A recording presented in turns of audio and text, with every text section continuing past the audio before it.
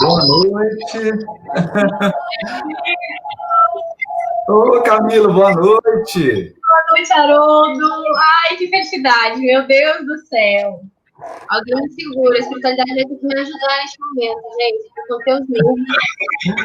Quem me conhece sabe como essa noite é especial.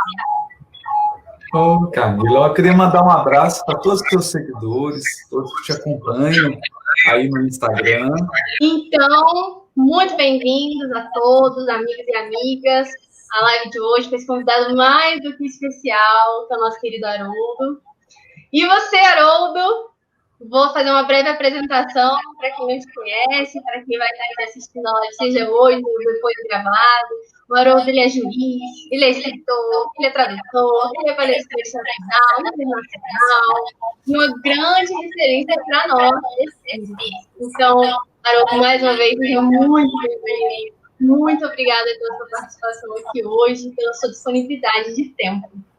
Ô, Camila, eu que agradeço o convite carinhoso, a oportunidade da gente poder refletir sobre esse tema. É um tema maravilhoso, mas antes eu não poderia perder essa oportunidade, gente, de estar aqui com o Haroldo, estar com vocês sempre nesse momento. E dizer, Haroldo, que eu vou falar que não só por mim, mas por milhares, incontáveis mesmo, de pessoas de idades diferentes, que tiveram a vida literalmente mudada, melhorada, de alguma forma, graças a você. Oh, meu Deus! Eu aprendi com você. Nossa, meu, que é isso? Nós estamos aprendendo juntos, eu sou só um monitor. Um ótimo monitor.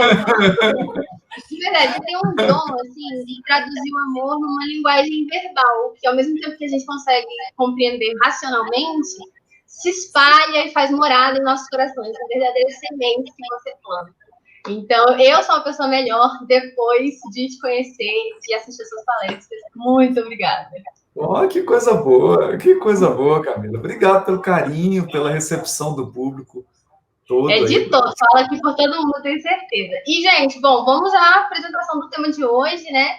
Que é um tema super interessante, intrigante, apaixonante, que são os Cristos, os Messias. Exato. Eu vou dar aqui uma de sabichona, tentar pronunciar em hebraico Messias, que seria... Isso mesmo, Camila. Que significaria ungido, né? É ungido, porque o hebraico tem essa característica, ele tenta extrair o significado dos verbos. O hebraico antigo, né? Estou me referindo ao hebraico antigo, não ao hebraico moderno. O hebraico moderno é como qualquer língua moderna hoje. Mas o hebraico antigo, ele é bem mais simples, e as palavras derivam do verbo. Então, o verbo ungir, ele tem um sentido de uma cerimônia de posse. Então, como nós hoje, na idade contemporânea, temos a posse, o empossamento daqueles que vão ocupar um cargo político, também no antigo Israel, nós tínhamos a tomada de posse do profeta e daquele enviado, daquele missionário, daquele incumbido de executar a vontade divina. Então, isso é importante a gente destacar, porque o Messias significa aquele que foi escolhido e que foi coroado, escolhido e empossado por Deus. Isso é importante, por Deus, para exercer o que a gente chama de mundos, né? Ele tem uma missão específica. Porque às vezes a gente imagina o Messias como um cargo permanente. Então, o Messias é uma incumbência, é uma missão a ser desempenhada. Isso é importante a gente retratar. Né? Então, quando se diz assim, o Messias, alguém que foi escolhido para desempenhar uma missão de máxima importância aos olhos do Criador. É esse o sentido. o espiritismo, né, trazendo referências a respeito dos Messias em vários momentos, né? Então vai ter Kardec ali no livro Céu e Inferno, em que ele já vai dizer assim que a vida espiritual, em todos os graus, é atividade constante, mas sem cansaço. Ou seja, se a gente acha que vai evoluir a tal ponto que depois vai deitar na rede e descansar, não é bem assim, né? A gente não para nunca. E aí ele fala que vamos começar, então, as tarefas cujo encargo nos faz infelizes e a suprema felicidade está no gozo dos esplendores da criação. E que nenhuma linguagem humana jamais poderia descrever. Imaginação mais fecunda não poderia conceber. Que é chegar nesse nível que os Messias chegam, né? Exatamente. E aí, o seguinte, vamos para a primeira pergunta. Porque os Messias, os Cristos, eles se utilizam do fluido cósmico para formar, né? Ou seja, quem cria é Deus, porque é ele que criou o fluido cósmico, mas eles se utilizam desse fluido cósmico para formar, para moldar mundos, planetas, galáxias, constelações. Explica um pouquinho isso aí pra gente. Pois é, Camila, esse é um conceito importante do Livro dos Espíritos e, às vezes, ele é difícil de ser compreendido por quem está iniciando no Espiritismo, porque ele tem um sabor filosófico muito grande. Vamos voltar um pouquinho. Antes de Sócrates, nós tivemos um conjunto de filósofos na Grécia Antiga, chamado de filósofos pré-socráticos. Uhum. O que esses filósofos discutiam? De que é feito o universo? Então, qual é a substância do universo? O universo é feito de quê? Afinal de contas, de várias substâncias, de uma substância única. Qual que é a substância de que é feita as coisas? Será uma só substância? Então, a maioria desses filósofos pré-socráticos chegaram a uma conclusão, com algumas variações, que havia uma substância única, que dava origem a tudo o que existe no cosmos, no céu e na terra. E não adianta a gente vir com esse nosso conhecimento de química, de tabela periódica, porque essa questão está aberta na ciência. Então, você pega o átomo mais simples. A tabela periódica, que é o átomo de hidrogênio. Ele tem lá o elétron, próton e nêutron. Mas quando você começa a adentrar na intimidade do átomo, você vê que o próton e o nêutron são feitos de partículas. Uhum. Você começa a descer vendo partículas e partículas. E hoje a concepção da física não é mais de partículas, é um campo de energia do qual emergem as partículas, que é a chamada teoria fundamental da física, de onde surgiu o bóson de Higgs, o campo de Higgs, que é o campo quântico, seria um campo de energia indefinido, a gente não sabe o que é. Né? A gente não sabe o que é isso. E daí, desse campo de energia, surgiriam as partículas, a matéria que nós conhecemos. Então, por que é importante isso? É importante a gente entender que a criação divina, ela está inserida no fluido cósmico. Uhum. É o fluido cósmico, esse campo de energia sutil, que gera tudo que a gente conhece. Tudo que a gente conhece. Ou seja, não existe criação divina fora do fluido cósmico. Fora do fluido cósmico só tem Deus. Porque é ele que gera o fluido cósmico. No fluido cósmico, todos os seres criados estão mergulhados. Porque as pessoas imaginam que o mundo espiritual é uma coisa que não tem matéria. Isso não existe. Isso não existe. O universo, desde os mundos subjetivos até os mundos celestes, moradas dos seres mais superiores da criação, é fluido cósmico. É fluido cósmico. Não tem forma. Agora eu vou sair do fluido cósmico. Essa possibilidade não existe. Então, é importante a gente entender o conceito de fluido cósmico para que a gente entenda que o fluido cósmico ele pode se apresentar desde a matéria mais grosseira, que é a nossa, até a matéria que dizem os espíritos, que é tão sutil que nós nem consideramos mais matéria, mas ainda é fluido cósmico. Então, é importante... Que é o plasma, né? Exato, é importante a gente entender isso. E é algo que a gente não compreende, né? A gente não compreende. E, inclusive... Perdão. Não, então é importante entender isso, que as pessoas têm uma imagem assim, vai para o mundo espiritual, aí é uma nuvem branca, o espírito é uma fumaça.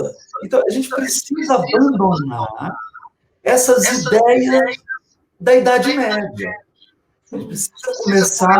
O que a física diz hoje? Todo o universo está num campo, que é o campo quântico, de onde originam todas as partículas. Mas, por exemplo, esse campo quântico não dá conta de explicar a gravidade. O Einstein diz, por exemplo, que o universo é feito de uma estrutura, que é o espaço-tempo, que é material.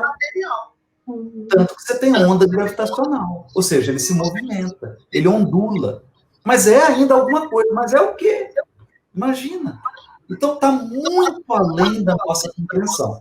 O importante a gente entender é que os cristos são seres que operam o fluido cósmico.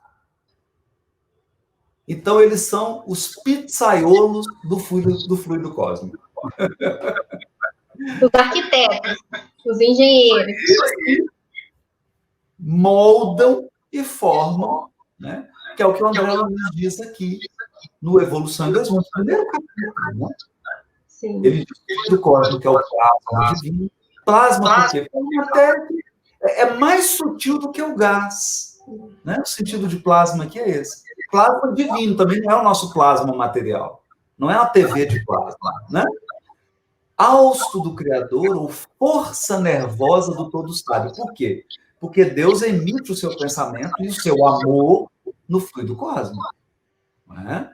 Nesse elemento primordial, vibram e vivem constelações e sóis, mundos e seres, como peixes no oceano. Ou seja, não tem nada fora desse oceano a não ser Deus.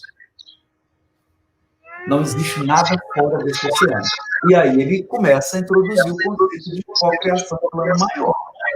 Nessa substância original, ao influxo do próprio Senhor Supremo, quer dizer, do próprio Deus, operam as inteligências divinas a ele agregadas em processo de comunhão indescritível. Então, esses são os... Então, aqui tem duas questões. Eles estão numa comunhão com Deus que é indescritível para nós humanos. Indescritível. Eles estão tão ligados que, para nós fosse a mesma coisa. Daí essa conclusão que é Deus. Sim. Por causa dessa comunhão indescritível. E outra coisa, eles operam fazendo o quê?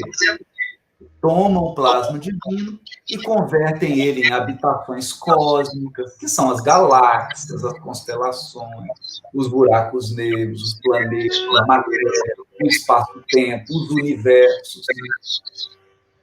Então, é um negócio assustador. A gente se sente bem pequeno, né, quando começa a estudar isso. Os espíritos crísticos que nós conhecemos foi Jesus, né? Então, um deles esteve entre nós há 15 anos atrás da Galileia. É bonito porque, assim, o André Luiz, no Evolução em Dois Mundos, ele fala uma questão, assim, quase que cosmológica, né? Porque a gente tem que imaginar, assim, nós temos estimado pela ciência, mais de 100 bilhões de galáxias que nós conseguimos observar, que estão no nosso horizonte. Só na nossa Via Láctea tem aproximadamente 200 bilhões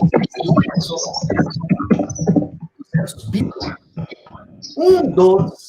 Um dos mais próximos, que é a Capela, está a 42 anos-luz da gente. Isso é perto. Se você viajar na velocidade da luz, você demora 42 anos para chegar. Olha a imensidade que é isso. Então, é isso que o André Luiz está descrevendo. Agora, o Emmanuel, ele no A Caminho da Luz, capítulo 1, ele vai focar no sistema solar. Aí ele diz assim: rezam as tradições do mundo espiritual e na direção de todos os fenômenos do nosso sistema existe uma comunidade de espíritos puros e eleitos pelo Senhor Supremo do Universo. Então, é um parlamento de Cristos. Isso é importante. É uma comunidade. Em cujas mãos, quer dizer, na mão dessa comunidade, se conservam as rédeas diretoras da vida de todas as coletividades planetárias, não só da Terra. Isso é importante. As humanidades de todos os planetas do sistema solar, né? Não é só a humanidade terrena. Quem dirige é esse parlamento crístico. Isso é importante a gente entender isso. Por quê? Porque quando Jesus encarnou, quem governou a Terra? Né? Então, a gente entender isso, Jesus é o primeiro ministro da Terra. O primeiro ministro da Terra. Mas quando ele encarna, assumiu outro. Mas as decisões não são tomadas individualmente. É essa comunidade que dirige o sistema. Aí o Emmanuel diz assim: essa comunidade de seres angélicos e perfeitos, do qual é Jesus um dos membros divinos, mais uma vez, membros divinos, inteligência divina, ao que nos foi dado. Isso é legal, aqui a gente só tem notícias. Por quê? Porque nós não temos acesso a essa comunidade. Não tem nenhum espírito encarnado aqui na Terra que tem acesso desse parlamento de Cristo. Tem humildade. Então o irmão está dizendo: eu ouvi dizer que essa comunidade só se reuniu nas proximidades da Terra. Da Terra, porque ela se reúne no lugar do sistema todo. Né? O Sol, a luz do Sol, para chegar na Terra demora 8 minutos. Imagina a luz do Sol para chegar no último planeta.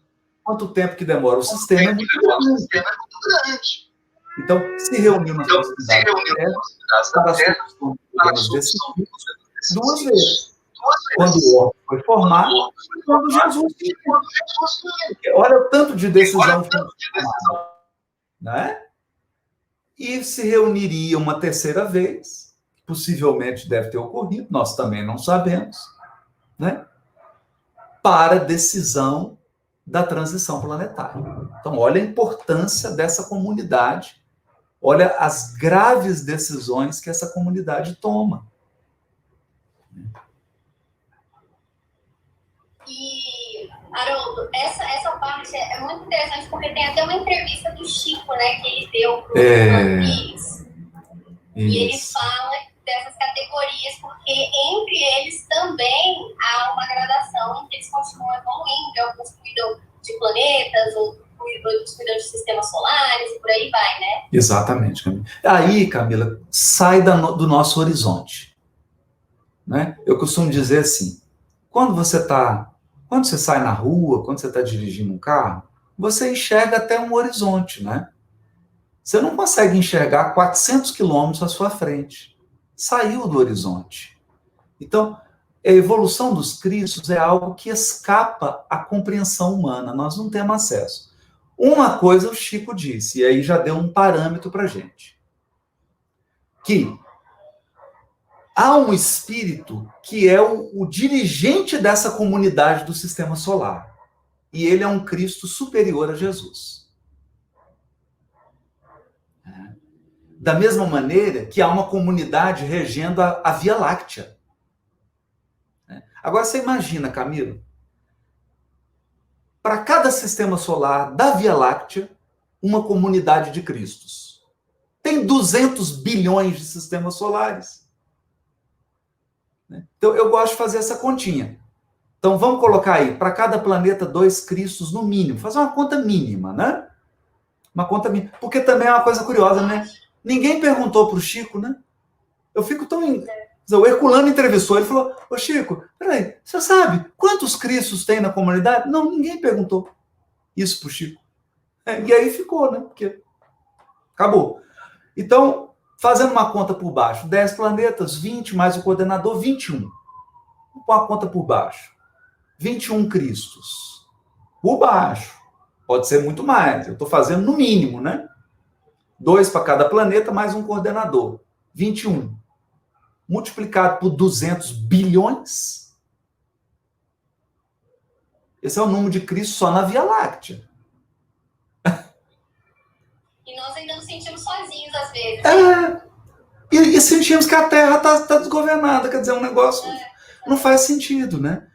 Porque só aí nós temos 20. Imagina. Nós estamos falando de 100 vezes a população da Terra. E imagina, olha o seguinte, isso também me faz pensar o seguinte ponto. Na Revista Espírita, de 1868, quando eles falam do Messias em determinado trecho, os Messias, eles falam assim, que são seres superiores, chegados ao mais alto grau da hierarquia celeste, depois de terem atingido a perfeição que os torna infalíveis daí por diante, acima das fraquezas humanas, mesmo quando encarnados. Isso. Então, Jesus, que se encontra dentro deste grupo, quando encarnou aqui no planeta Terra, era infalível. E isso faz com que desmistifique muitas situações e passagens que nós vemos que o pessoal ainda tenta trazer Jesus para as nossas imperfeições humanas, as nossas falhas. Por exemplo, na expulsão dos vendilhões do templo, quando o pessoal acha que ele ficou irritadiço, que ele ficou destemperado. É impossível o Espírito Crístico ficar dessa forma. Não tinha um porquê ali, né? Ou então, quando acham que ele tinha algum relacionamento amoroso com Maria Madalena, que se apaixonaram, ele estava acima dessas coisas, ele transcendia, né? Já estava no campo do amor universal.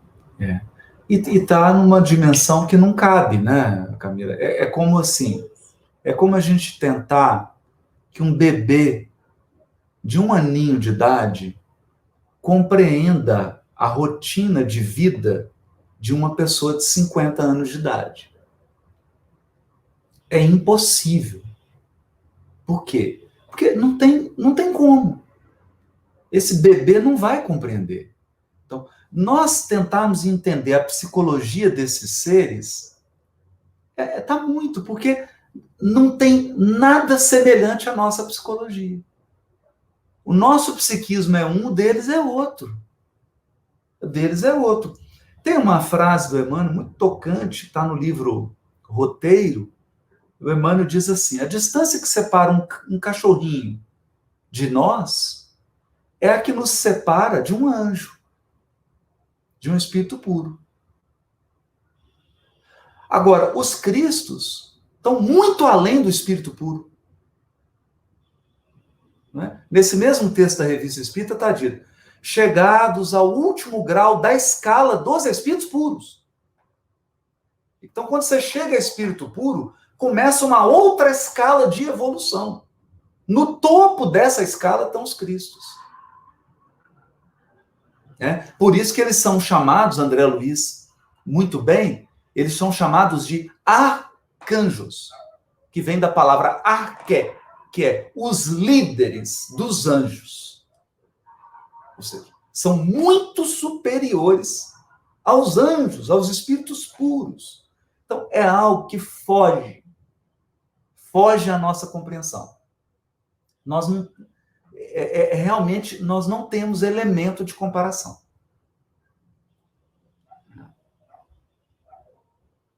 E uma coisa que eu acho muito interessante a gente trazer é que, desde a Gênese da Bíblia hebraica, nós conseguimos perceber que João, evangelista, ali pela primeira vez, vai dizer que a palavra, o verbo, é Jesus, né? Personificando e trazendo ali ele como parte, como co-criador do planeta, ali na criação mesmo. Isso fica bem evidente ali como a tradução correta, porque nós vemos ali que eles trocam Deus por Deus. Isso. Né, que seriam os Elohims.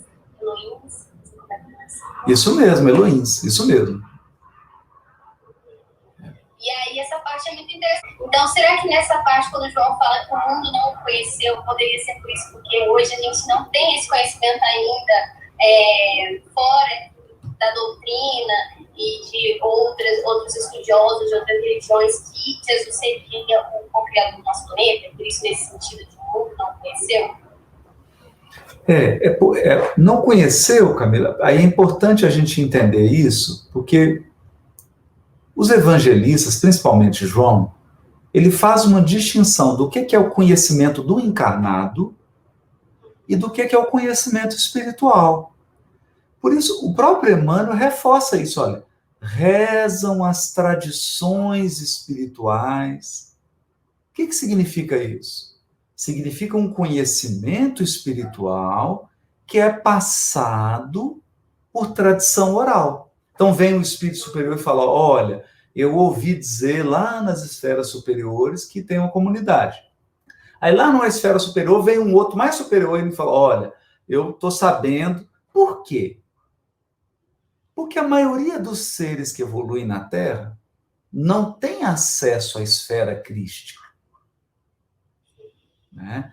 A governadoria do orbe é inacessível a 99,9999% dos espíritos da Terra.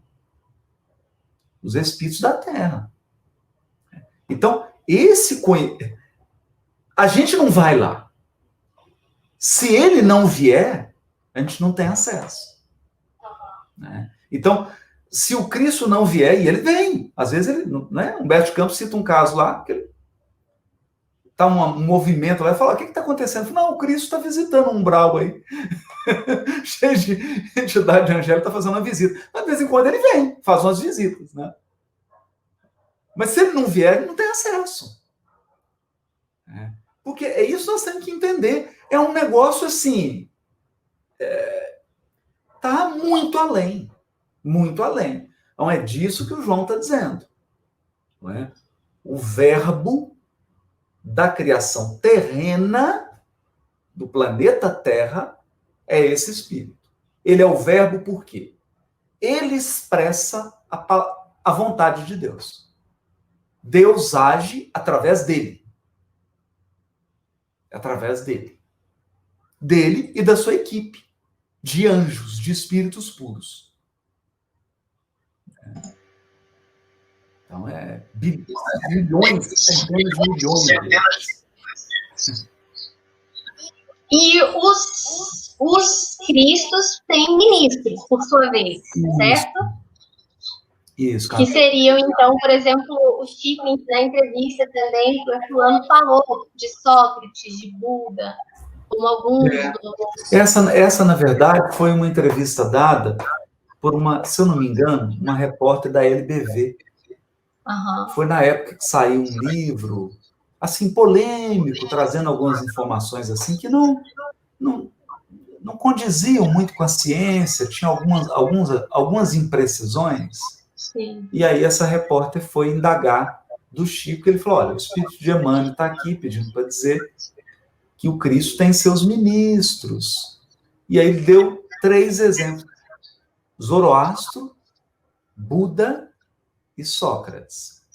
Mas o mais curioso, Camila, isso é uma coisa interessante, né? De quem faz entrevista. A pessoa que estava entrevistando mudou de assunto. Assim... tem 3, a pessoa não vai perguntar, mas, opa, peraí, para tudo, né? Quantos ministros são? Quais são os ministérios? Quais são as áreas? O Sócrates é ministro de quê? O Buda é ministro de quê? Zoroastro é ministro de quê? Né? Porque ministros são espíritos muito elevados. Muito elevados. Muito, muito. Não são crísticos. Uhum. Isso é importante. Sim. Por isso que está dizendo aí. Só os cristos não correm o risco de falhar mesmo encarnado. Então, é importante isso. Então, a gente lembra quando Alcine foi reencarnar. O Espírito diz para ela, olha, ela já estava num local celeste, ela, não é? Falou, cuidado, viu? Muitos saem daqui e não voltam. Então, mesmo o espírito puro, na encarnação, pode se comprometer perante a lei divina e cometer um erro. Os cristos, não. Os cristos, não. Então, para a gente ver também o que é a distância de um espírito puro para um espírito crístico. É uma distância assustadora. Só para a gente ter uma ideia. Então, esses ministros, mas também não perguntou quantos. Aí a gente ficou. Né? E aí cada ministério tem seus assistentes, tem seus espíritos superiores. São milhões de espíritos que cooperam ali com Cristo, nas mais variadas áreas. Mas, infelizmente, também não foi perguntado. É uma pena. Tinha muita coisa para ser perguntada ali naquela entrevista. Não. Mas também tem um porquê, vamos confiar nisso, né?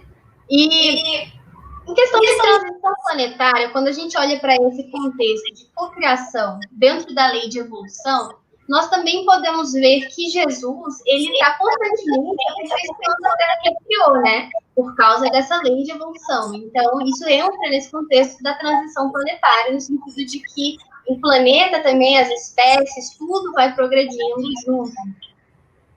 Na verdade, Camila, é mais profundo ainda. Uhum. A criação divina é perfectível. Sim. Por quê? Todos os seres e coisas estão em processo de evolução eterna. O único imutável e absolutamente perfeito é Deus. Então, esse é um conceito que a gente precisa se acostumar. Uhum. Então, quando um Cristo forma um orbe, esse orbe é perfectível. Porque ele começa primitivo, depois ele se torna expiação e prova, depois ele passa para regeneração, depois ele passa para ditoso. Ou seja, nada é criado pronto. Tudo é criado por fazer. Tudo está no processo de evolução. Tudo. Exceto o Todo-Poderoso. Porque ele é imutável. Então é importante a gente incorporar isso. Por isso que o universo está expandindo. Por isso que está sempre morrendo uma galáxia, surgindo outra. Está tudo em evolução. E a evolução vai durar quanto tempo? Para sempre. Para sempre. Para sempre. Então, nenhum de nós vai se tornar imutável e perfeito como Deus. Isso não vai acontecer. Nós atingimos uma perfeição moral, que é a perfeição da criatura. Perfeição moral. Ou seja, 100% agindo no bem. Isso sim. Mas não significa que a evolução parou. Uhum. Não significa que a evolução parou. Exato. É importante a gente ter isso em vista para a gente entender que tudo está melhorando. Tudo está num processo de aperfeiçoamento. Né? E lembrando a questão da transição planetária, é importante a gente lembrar 200 bilhões de galáxias, 200 bilhões de sóis, só na Via Láctea, cada um com no mínimo 10 planetas. Então, eu estou falando de 2 trilhões de planetas. Só na Via Láctea, eu tenho centenas de milhões de planetas agora em transição planetária. Centenas de milhões estão em transição planetária. Ou seja, não é novidade. Não tem surpresa. Junto com a Terra, tem centenas de milhões de planetas no mesmo barco, passando por transição planetária. E tem uma frase muito linda, assim, que tem a ver com isso que você colocou no capítulo do livro, a Gênese, a luz do Espiritismo, que você fala assim, que se nós pegarmos uma semente, nela nós vamos poder enxergar a árvore. E todos os frutos que ela dará ao longo da sua vida. Então é assim como o mundo primitivo, ele é um mundo de potencial. Isso aí. Isso é lindo demais. Que vai se moldar. E cada um vai se moldar de um jeito. Sim. Cada um vai trilhar um caminho muito peculiar para chegar a ser o mundo de todos. Não tem caminhos iguais, né? Cada um tem características, mas a lei do progresso é um determinismo divino. É um determinismo divino. Então todos vão chegar lá. Mas é importante isso, porque a gente acha... essas são as concepções que a gente precisa mudar. Às vezes a gente acha que o único planeta que está em transição planetária no universo é a Terra.